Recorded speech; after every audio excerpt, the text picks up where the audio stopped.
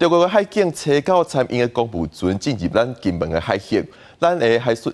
巡咱是全程监控广播驱离。今年到达中国大型海警嘅舰队至少有17摆侵扰咱金门嘅水域，咱嘅海巡署是呼吁中国停止无理性嘅行为。另外，伫咧美国嘅联邦众议院嘅美中战略竞争特别委员会是提出法案，要拨1亿2千万援助台湾官方甲非官方嘅同盟，抵抗中国嘅威胁。可以看到风浪非常大，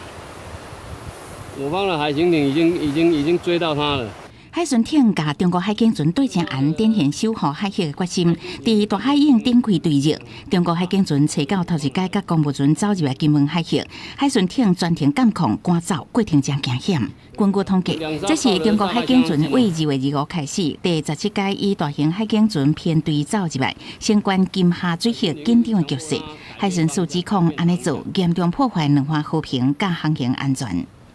中国海警声称，在金厦海域常态执法，本署均协同国防部运用联合情监侦手段，绵密掌握金门周边海域情势，并采取应对方案，确保金门海域航行安全。那个水域是我们中华民国台湾的水域，是我们金门的水域，中国根本没有法律基础，也没有权利进入到这水域。中共伫5日抗战前故意加强扰台，引起美方的关心。美国联邦众议院美中战略竞争特别委员会提案，要授权提拨1笔3年，拢总1.2亿美金的基金，援助台湾盟友抵抗中共的威胁，包括官方、非官方友伴，强化台湾的全球盟友网络。学者分析，美国要阻止中共恶意污染台湾的邦交国。美国的众院还通过这样一个特别的法案，其实就是专款专用，特别来强化协助中华民国的邦交国可以稳定住，